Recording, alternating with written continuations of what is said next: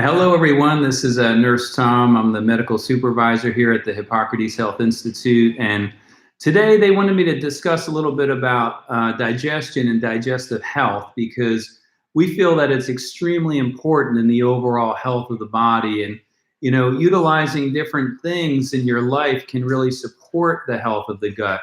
Even when we start incorporating more of the raw and living foods, we're starting to support our gut health because we're starting to take out the things that don't serve us, such as the high sugars that can feed things such as candida, which is a fungal overgrowth in the gut. And those sugars will feed opportunistic bacteria, such as SIBO. SIBO is something called small intestinal bacterial overgrowth, and that can occur in many cases if, for example, our hydrochloric acid gets low, and sometimes it can get low after about age 35, or sometimes for other factors are involved. And what happens is if we don't have enough acid in our stomach, the hydrochloric acid, bad bacteria can have an opportunity to build up.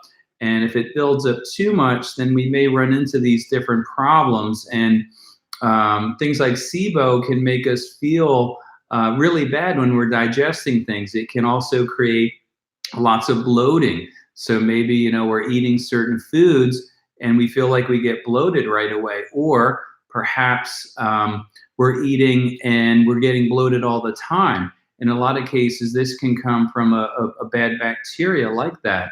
And so these are some of the things that, once we start to eliminate a lot of the poor food choices from a standard American diet, which, myself was on as well.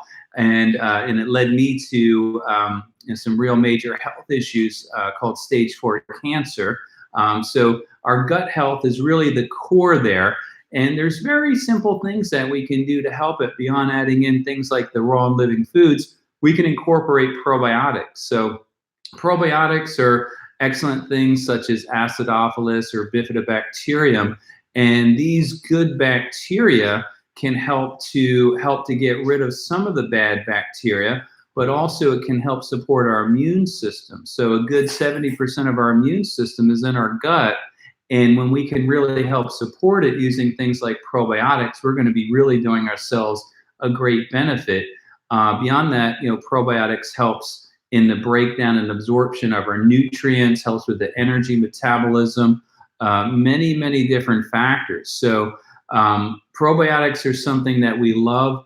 When we have people here at Hippocrates, we have a core kit of nutrients that we give people for their program because we found these to be so beneficial, and we give them the probiotics. These are high quality, naturally occurring standards. These are some of the top standards there are for nutrients, and that's what we do here at Hippocrates. And so when we can incorporate that, you can even incorporate fermented foods, sauerkraut, kimchi. These are great sources of fermented foods. And by the way, those fermented foods are some of the most highly enzymatic foods. And we love enzymes here at Hippocrates, enzymes in our raw and living foods. Unfortunately, when we start to heat the foods over 118 degrees, we start to denature and break down the enzymes. We're not going to get those good benefits for us to absorb better. And so we'll even use things like digestive enzymes too. Digestive enzymes, again, in that core kit, we give our clients when they come here, our guests. And with that, these enzymes are things like amylase, protease, lipase. These are helping to break down the food so we can absorb better. Absorption is the key. That's what we want. Most people aren't even doing the most simple things properly, like chewing our foods. We want to chew those foods at least 30 times per mouthful of food, because not only are we breaking the foods down, we're bringing in the saliva, which has the enzyme amylase that's breaking down your starches and carbohydrates to simple sugars. So, we got a question here, and I do want to address some of the questions that are coming through. So we have a person, they've recently gone raw vegan. They're eating lots of nuts. My stomach feels hard and bloated. So, we can't go nuts with nuts here. So we have to gradually introduce some of those things. Here at Hippocrates, we're only serving nuts on our buffet twice a week. So it's not necessarily all the time thing. And, some people, nuts can be a lot harder on the digestion, and also depending on what type of nut too. We definitely don't recommend peanuts or cashews, and these for different reasons, but peanuts have a higher likelihood of having an aflatoxin due to the way that they're stored. And unfortunately, that's highly carcinogenic. And so we don't like that. And cashews, the way that they're processed can sometimes rancify the oils in the cashew itself, which wouldn't be ideal as well. But other nuts, in smaller quantities, again, you got to chew, chew, chew. Digestive enzymes will also help a lot as well. But, if there was someone possibly that had an issue of to gain weight, sometimes we may incorporate maybe more nut milk to support them, using, of course, a raw organic nut milk like an almond milk. And then these are things that we can do to help support in that sense and to help ease the digestion process. So there's also, what about suggestions if there's leaky gut? So leaky gut essentially can come from different foods such as gluten, from wheat, bakery, bread products. It's all over the place. And these can irritate the gut lining, and they can also affect, in cases of leaky gut. And a lot of people actually have allergic reaction to gluten, even if they're not necessarily having a celiac reaction. And a lot of people don't break gluten down very well. Gluten's a protein, not broken down well in our stomach, gets in our small intestine as long chain amino acids, starts creating inflammation, lack of absorption, acts a bit like a glue in our system there. Leaky gut can come from opportunistic bad bacteria, can come from parasites, sometimes viruses. So what can we do for leaky gut? Of course, introducing raw organic vegan foods are going to be very supportive. Probiotics are very supportive. Things such as glutamine. Glutamine is an amino acid. It's very imperative for the gut lining to help support the area to get back into that healthful gut lining there. What happens with leaky gut is sometimes waste matter from the gut or even food particles, if they start getting through these little junctions, our immune system has to deal with it. And that's where we can get things like autoimmune disorders, or we can get brand new allergies, or if we have allergies getting worse, and a host of other things we don't want. So we have to really be careful with leaky gut. Even raw organic aloe vera juice, very good to help with things like leaky gut. Also, aloe, due to the mannose in aloe, helps to get rid of that candida we mentioned as well, helps with that. Helps with constipation as well, and very supportive for the gut health. And aloe also helps when we have things such as dehydration or lack of absorption, because aloe, if we took a cell, aloe saturates that cell, allows 25 times more fluid to get in. But it's not only fluid, you're getting in some of those good nutrients, the vitamins, the minerals.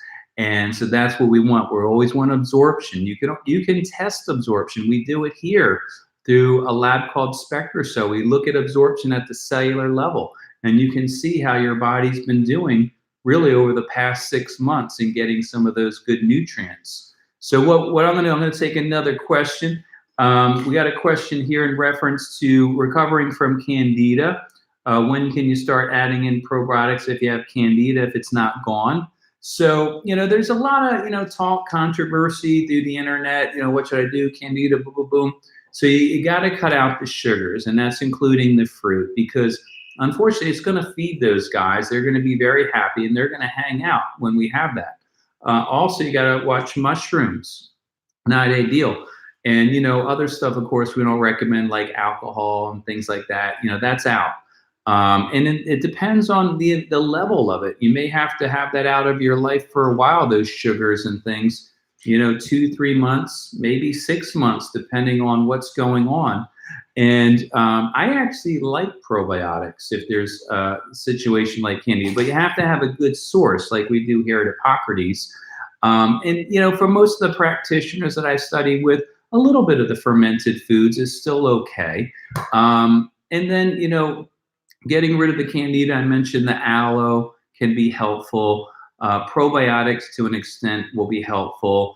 And then beyond that, if needed, we can use things like silver, such as Argentine silver. It's a homeopathic 23 parts per million. Very effective to get rid of candida. A lot of people get worried about silver and they're like, oh my gosh, it's going to affect my gut. Not from the research. The research shows at much, much higher levels than we use here, it does not affect the microbiome, the gut. So that's something that we can use. Candidicide Forte is a supplement through orthomolecular that also has a good response at helping to knock down candida. So there's a lot you can do for candida. And a lot of people, they get, a little overwhelmed where, they think, I have systemic candida. You don't, because if you did have systemic candida, you'll be in a hospital. That's going to be major. A little bit of candida for people, not a big deal. And you can do a lot of things to help with that. And I'm just seeing, I think we got another question coming up here. So I will see what we can answer to help some people out here. So we have the last question we have here. So how do you know if your gut is actually healthy? Well, gut actually healthy, you can do different tests to see, absorption. I mentioned one of them. You can do the SpectraCell micronutrient blood analysis. That'll show if you are absorbing at the cellular level, which is going to be a very good thing. You can test for leaky gut. There's leaky gut tests out there through companies such as Genova Lab. That can be done. You can do more comprehensive stool testing. We have one now, the GI map. This will look at if there's bad opportunistic bacteria, if you have the good bacteria in the gut, looks at many factors there. So there's a lot of different things you could do to check to see how the gut is doing. But a lot of times, you'll notice it as well. You're going to have less gas. You're going to have less bloating. You're going to feel better. Your skin's going to get better too, because that can affect, your gut can affect things. The skin, your hormones will do better. Good 50% of the hormones are made in the gut. You're going to detox better. Good 50% of the detoxification process in the gut. Even things like neurological concerns, depression and things, and sleep can improve because a lot of the hormones are made in the gut and neurotransmitters. So I think we answered all the questions there that we have. I appreciate all you guys. Please come back. We love sharing information. We love sharing knowledge. We love helping people. If you come here to Hippocrates, we'd love to help you as well. Thank you very much. And you guys have a great day.